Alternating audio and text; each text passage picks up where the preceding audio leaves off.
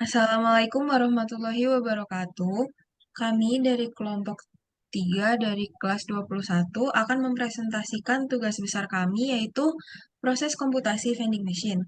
Saya Erdianti Wiga Putri Andini dengan NIM 196229197. Saya Johnson Sinal Salsaragi dengan NIM 16552 2007.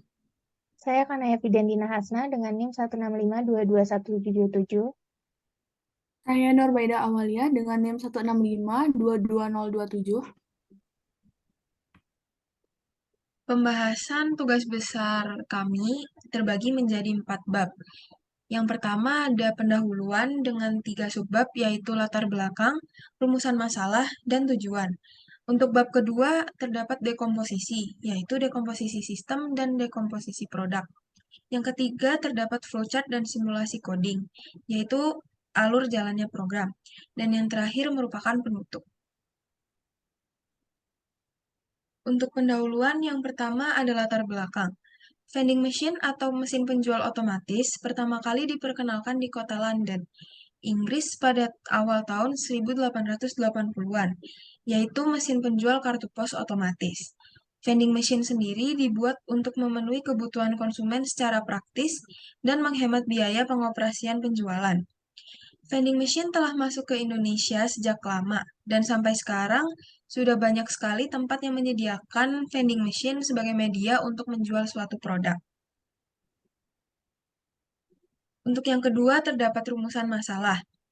Kami di sini memiliki 2 rumusan masalah. Yang pertama, bagaimana cara kerja vending machine. Dan yang kedua, bagaimana pengaplikasian algoritma untuk mewujudkan proses komputasi pada vending machine. Untuk tujuannya, yang pertama untuk mengetahui bagaimana cara kerja vending machine, dan yang kedua untuk mengetahui bagaimana pengaplikasian algoritma untuk mewujudkan proses komputasi pada vending machine. Lalu yang selanjutnya ada dekomposisi. Dekomposisinya di sini terbagi menjadi 2, yaitu dekomposisi sistem dan dekomposisi produk.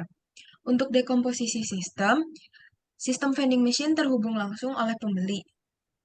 Terdapat 3 tahapan. Yang pertama yaitu input adalah pembeli saat memasukkan uang. Yang kedua adalah proses ketika pembeli memilih barang yang akan dibeli dapat dilakukan berulang kali sampai sisa uang cukup membeli barang yang dipilih. Dan yang terakhir outputnya merupakan pembeli dapat menerima barang yang sudah dipilih. Lalu untuk dekomposisi produk, kami membagi produk berdasarkan harganya. Ada 3 macam, yaitu dengan harga 5.000, 10.000, dan 15.000. Untuk minuman dengan harga 5.000 terdapat Aqua, Pucuk Harum, Maison, Fanta, Sprite, dan Pepsi. Untuk harga 10.000 terdapat Ichi-Ocha, Fresh Tea, Buah Vita, Floridina, dan Kulan. Dan yang terakhir untuk range harga 15.000 terdapat Joy Tea, Tabs, Pocari Sweat, dan teh botol Sosro. Oke, untuk flowchart-nya kami membagi menjadi 4, yaitu untuk cetak menu, fungsi proses pemasukan uang, proses pembelian, dan pencetakan struk. Pertama untuk flowchart menu. Pertama, program akan melakukan proses import, harga menu, dan item. Setelah itu, program akan menjalankan for untuk mencetak output apa saja yang akan diperjualbelikan. Terus untuk proses pemasukan uang, pertama program akan melakukan inisialisasi yang akan dipakai untuk eh, fungsi looping while, yaitu total uang, run, jalan, array barang, dan array harga barang. Setelah itu program akan masuk ke fungsi looping while dengan syarat run sampai dengan 0. Setelah itu input masuk dibagi menjadi 2. Jika input masuknya adalah uang atau angka seperti 5.000, 10.000, 20.000, 50 dan 100, maka input itu akan ditambahkan menjadi total uang. Tetapi jika input itu adalah string lanjut, maka akan menjalankan fungsi break condition. Setelah itu proses pembelian. Program akan menjalankan fungsi mesin dan akan melakukan beberapa inisialisasi seperti sisa uang dan jalan. Setelah itu program akan melakukan input beli yang dimana akan dimasukkan ke dalam fungsi while. Program akan mengecek terlebih dahulu apakah input beli yang dimasukkan termasuk dalam jajaran item yang diperjualbelikan. Jika di luar dari itu, maka fungsi while tidak akan berjalan. Setelah itu, sisa uang lebih besar daripada harga. Jika sisa uang lebih besar daripada harga, maka program akan menambahkan harga barang dan akan menambahkan barang. Terus program akan mengurangkan sisa uang dengan harga barang yang dipilih. Setelah itu akan mencetak output. Tetapi jika sisa uang tidak lebih dari harga barang, maka program akan mencetak output jika bahwa bahwa uangnya tidak cukup dan akan menginisialisasi more item sama dengan dan.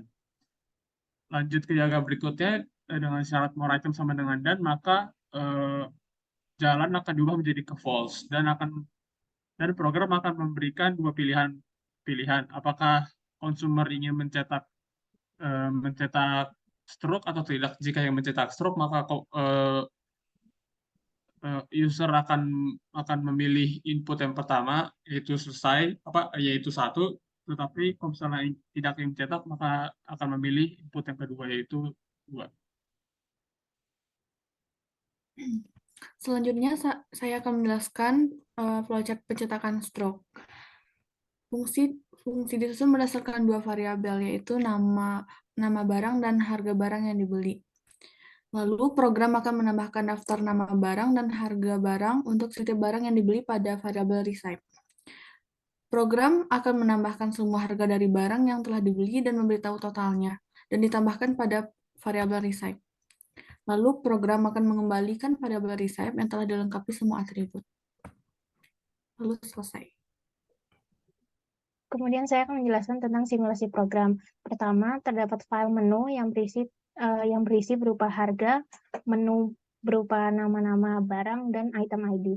Kemudian pada file main, kita akan mengimport variabel harga, menu, dan item ID dari file menu. Kemudian akan mengeprint menu-menu yang terdapat pada vending machine tersebut dengan output sebagai berikut. Lalu, kita akan menginisialisasi total uang, run, boolean berupa jalan, dan array dinamis dengan nama barang dan harga barang. Lalu variabel receipt dengan tulisan berupa nama barang dan harga. Lalu untuk memasukkan uang, jika run sama dengan 0, maka user dapat memasukkan input berupa integer uang, nominal uang, yaitu 5.000, 10.000, dan lain-lain, dan akan dimasukkan ke dalam variabel total uang. Namun jika user sudah merasa cukup, maka mereka akan menekan tombol lanjut, dan fungsi while akan selesai. Dengan output sebagai berikut, user memasukkan uang 5.000, dan akan ditambahkan ke dalam total uang, lalu user akan menekan lanjut.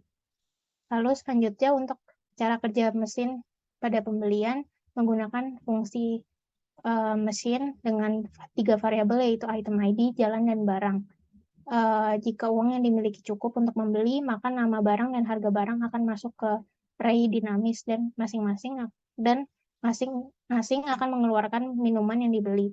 Jika uang tidak cukup atau pembeli ingin menyelesaikan transaksi, maka pembeli akan diarahkan pada pengaprintan stroke dengan output sebagai berikut.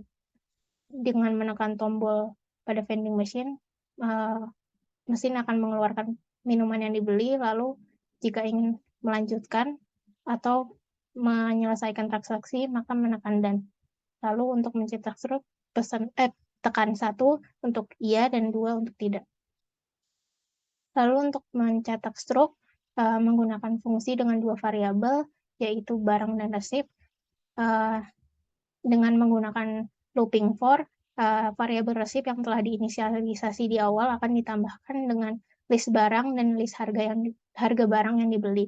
Lalu variabel receipt juga akan ditambahkan dengan total harga barang yang dibeli. lalu fungsi akan mengembalikan variabel receipt dengan output seperti di samping. Jadi kesimpulannya, sesuai dengan tujuan awal kami, melalui tugas besar pengenalan komputasi ini, kami menjadi mengetahui bagaimana cara kerja sebuah vending machine. Kami juga dapat menentukan penyelesaian jika terdapat beberapa keadaan pada vending machine. Adanya vending machine ini membantu pembeli dalam membeli minuman secara instan. Mereka tidak perlu menunggu ada orang yang melayani, mereka dapat memesan minuman secara mandiri. Hal ini tentunya merupakan bukti dari efektivitas dan efisiensi dari adanya vending machine. Sekian presentasi dari kelompok kami. Mohon maaf bila ada kesalahan. Wassalamualaikum warahmatullahi wabarakatuh.